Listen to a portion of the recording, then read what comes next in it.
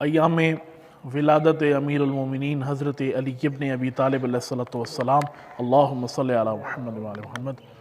یہ مبارک ایام ہیں، امیر المومنین کی ولادت کے ایام ہیں، اور ائمہ کی ولادت کے ایام ہوں یا ائمہ کی شہادت کے ایام ہوں، یہ ایام عہد و پیمان ہیں، ایام وعدہ ہیں۔ ان ایام میں اگر ولادت کے ایام ہیں تو خوشی منائیں، اور اگر شہادت کے ایام ہیں تو غم کا اظہار کریں، گریہ فرمائیں ائمہ کی مصیبت پر۔ لیکن اسی کے ساتھ ساتھ خوشیاں بھی منائیں اور غم پر، مصیبت پر روئیں بھی صحیح، گریہ بھی کریں۔ لیکن اس کے ساتھ ساتھ ضروری ہے کہ ائمہ کے ساتھ اپنے عہد و پیمان کی تجدید کریں۔ جو وعدہ ہم نے ائمہ کے ساتھ کیا ہوا ہے اس وعدے کو نبھانا شروع کریں۔ مثلاً کل کا روز ولادت امیر المومنین کا دن تھا۔ یہ دن امیر المومنین کے ساتھ عہد کا دن ہے، عہد و پیمان کا دن ہے کہ یا امیر المومنین، ہم نے آپ کی ولایت کا اقرار کیا ہے، ہم نے آپ کی ولایت پر عمل کرنے کی وعدہ کیا ہے اور اس پر زندگی گزارنے کی بات کی ہے۔ تو ہم آج کے دن اپنے آپ کا محاسبہ کریں کہ امیر المومنین کی ولایت کے عنوان سے ہم نے کیا کچھ سیکھا اور کیا اپنی زندگی پر علی کی ولایت کا اثر رکھتے ہیں یا نہیں رکھتے۔ ولایت حکمرانی کو کہتے ہیں۔ ولایت کا مطلب محبت بھی ہے، لیکن ولایت کا حقیقی معنی حکومت ہے، حکمرانی ہے۔ تو جس کے دلوں پر، جس کے دماغوں پر علی کی حکمرانی ہے وہ علی کی ولایت میں زندگی گزار رہا ہے۔ لیکن اگر کسی کی دلوں پر کسی اور کی حکمرانی ہے تو وہ اسی کی حکومت میں رہ رہا ہے۔ اور امیر المومنین کی محبت دل میں رکھنا اور امیر المومنین کی حکومت، ان کی ولایت اپنے دلوں میں رکھنا، یہ تقاضا ہے کہ انسان اللہ کے بھی قریب ہوتا ہے۔ جس نے علی کو قبول کر لیا اس نے رسول اللہ کی سنت پر صحیح معنوں پر عمل کر لیا، اور جس نے رسول اللہ کی سنت پر عمل کر لیا اس نے اپنے رب کو پا لیا۔ یہ ایام خیبر شکن ہیں۔ وہ علی جس نے خیبر فتح کی، یہودیوں کے اس مشہور قلعے کو جو کئی دن سے حضور وہاں فوجیں لے کر بیٹھے ہوئے تھے، روزانہ ایک صحابی کو بھیجتے علم دے کر کہ جاؤ جا کر خیبر کا قلعہ فتح کرو، لیکن روزانہ وہ ناکام لوٹ آتے۔ پھر حضور نے کہا کہ اتنے دن علم دینے کے باوجود یہ قلعہ فتح نہیں ہوا۔ حضور نے فرمایا کہ اب یہ علم اس کے ہاتھ میں دوں گا جو کرار ہوگا، غیر فرار ہوگا۔ کرار کسے کہتے ہیں؟ کرار جو پلٹ پلٹ کر حملے کرتا ہو۔ حملہ کیا، دشمن زیر نہیں ہوا، پھر پلٹ کر حملہ کیا، پھر دشمن زیر نہیں ہوا، پھر پلٹ کر حملہ کیا۔ جب تک دشمن گر نہیں جاتا، شکست نہیں کھا لیتا، یہ کرار حملے کرتا رہتا ہے۔ وہ حیدر جس کے بارے میں جبرائیل قصیدہ پڑھتے ہوئے آتا ہے کہ لا فتح الا علی، لا سیف الا ذوالفقار۔ کوئی جوان ہے تو علی کے سوا کوئی نہیں ہے، اور کوئی تلوار ہے تو ذوالفقار کے سوا کوئی نہیں ہے۔ علی جیسا جوان نہیں ہے اور ذوالفقار جیسی تلوار نہیں ہے۔ جس میدان میں بھی ہم امیر المومنین کو دیکھتے ہیں، امیر المومنین ہر میدان کے امام ہیں، ہر میدان کے امام ہیں، لیڈر اور قائد ہیں، رہبر ہیں علی۔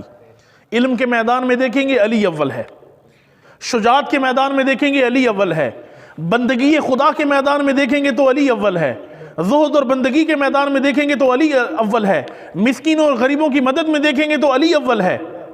ہر میدان میں علی کو اول پائیں گے، اور ایسا امام جو ہر میدان میں اول ہو، اس کا ماننے والا بھی ہر میدان میں اول ہو۔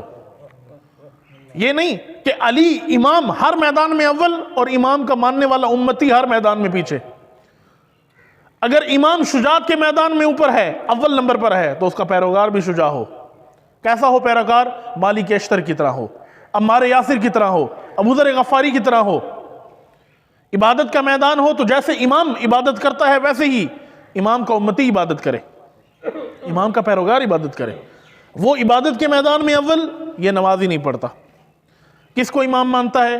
جو راتوں کو اٹھ کر ہزار ہزار رکعت نمازیں پڑھتا ہے، جو دنوں کو روزے رکھتا ہے،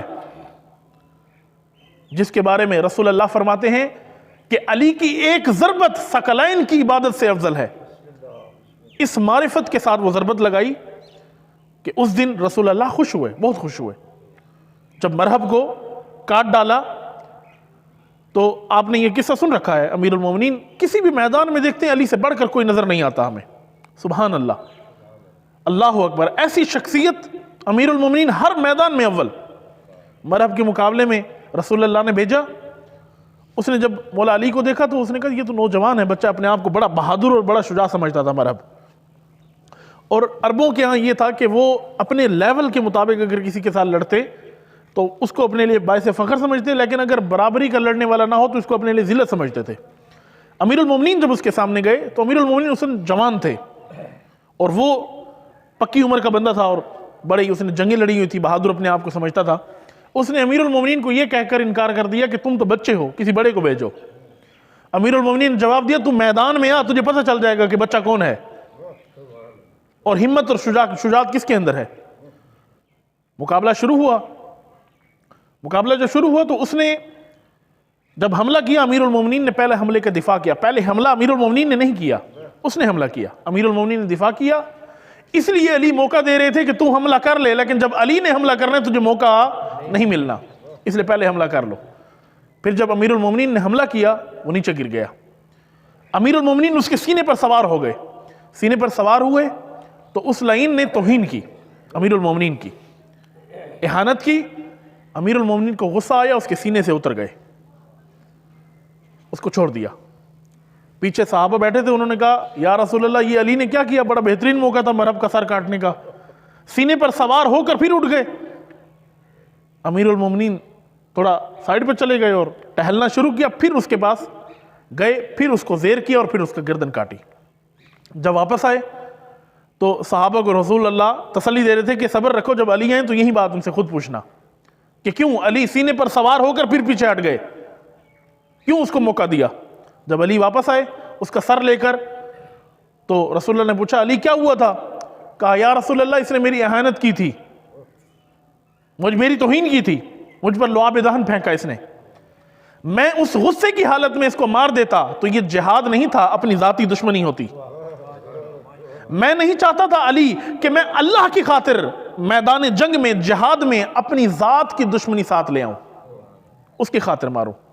اتنا خلوص، اتنا خلوص، ہر میدان میں خلوص. اس وقت حضور نے فرمایا کہ علی کی ایک ضربت افضل ہے ثقلین کی عبادت سے، ثقلین کی عبادت سے افضل ہے علی کی ایک ضربت.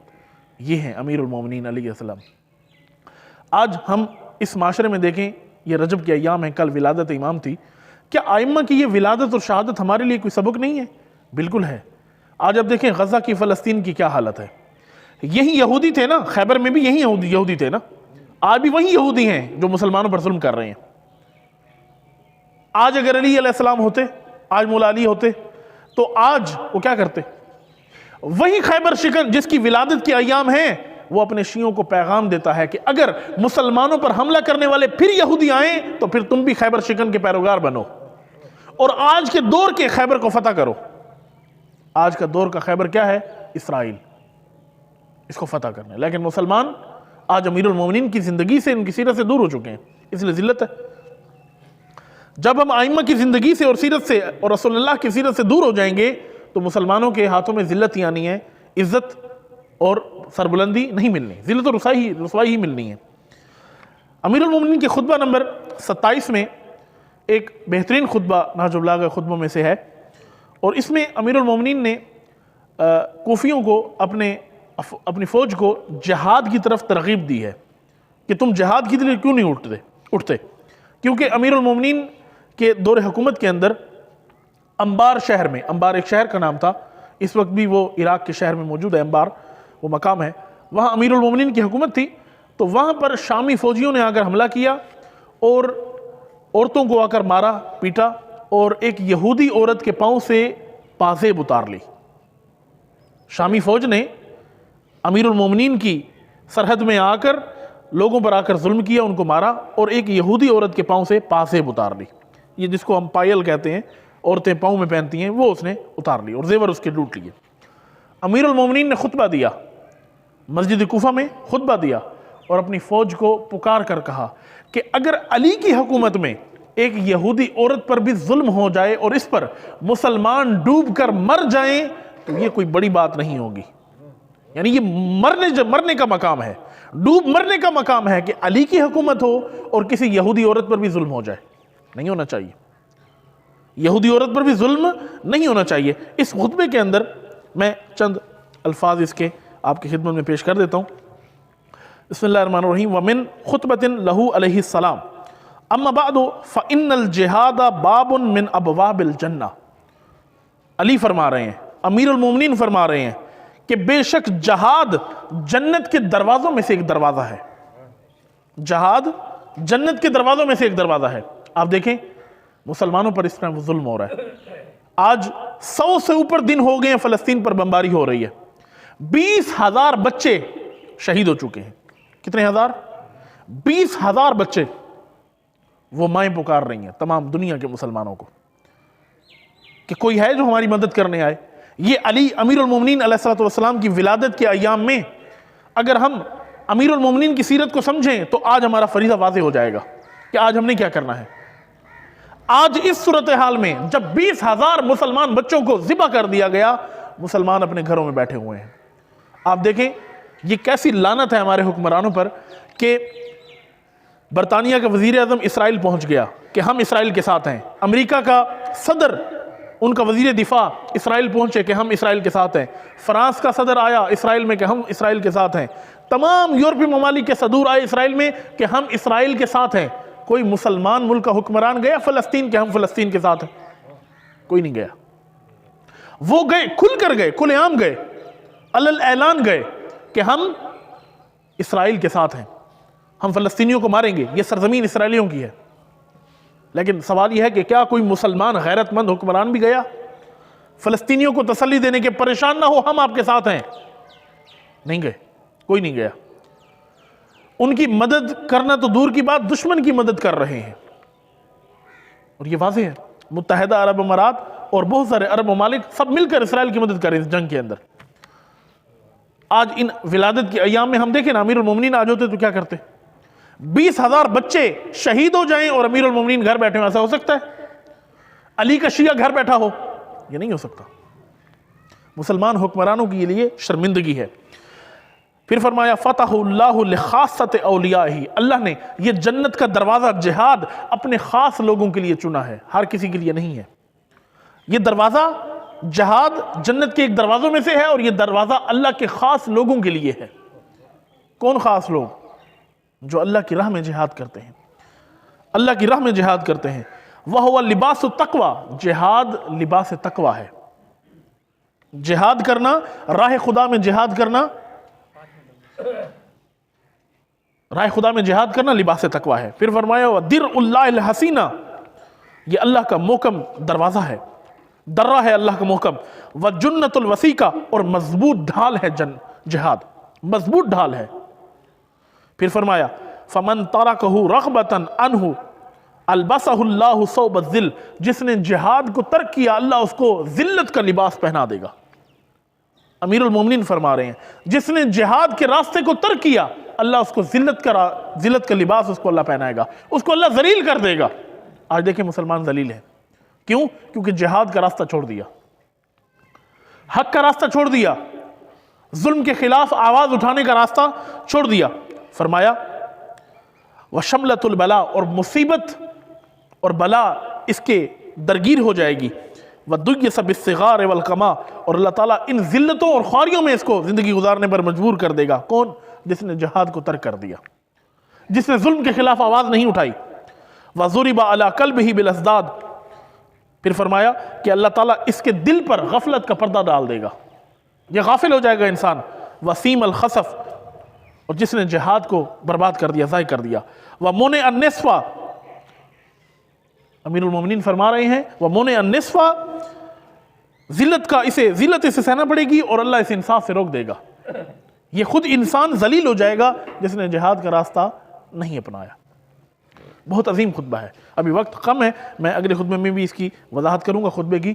آج کے یہ ایام، ولادت کے ایام میں امیر المومنین کی سیرت پر عمل کرنا بہت ضروری ہے، امیر المومنین کی زندگی کو سمجھنا بہت ضروری ہے۔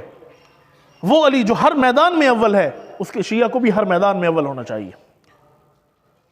امیر المومنین اگر آج ہوتے، امام حسین علیہ السلام آج ہوتے تو وہ کیا کرتے؟ ہم وہاں نہیں جا سکتے، ہم وہاں جہاد نہیں کر سکتے، لیکن یہاں بیٹھ کر ان کے لیے آواز تو بلند کر سکتے ہیں، اتنا تو کر سکتے ہیں نا۔ تو جتنا جو انسان، جو مومن جتنا کر سکتا ہے وہ اتنا کرے، اپنا فریضہ تو ادا کرے۔ شروع میں جب حماس پر، فلسطین پر حملہ ہوا، بہت احتجاج ہوئے، خطبات جمعہ میں گفتگویں کی گئیں، احتجاج بھی کیے گئے، لیکن پھر ایسا معاملہ ٹھنڈا ہو گیا۔ اب مسلمان بات بھی نہیں کرتے، یہ بات کرنی چاہیے۔ ہم وہاں جا کر جہاد نہیں کر سکتے، لیکن ان کے حق میں آواز تو بلند کر سکتے ہیں۔ پروردگار عالم ہماری اس عبادت کو اپنی بارگاہ میں قبول و منظور فرمائے۔ اللہ تعالی ہمارے اعمال اپنی بارگاہ میں قبول و منظور فرمائے۔ پروردگارہ تمام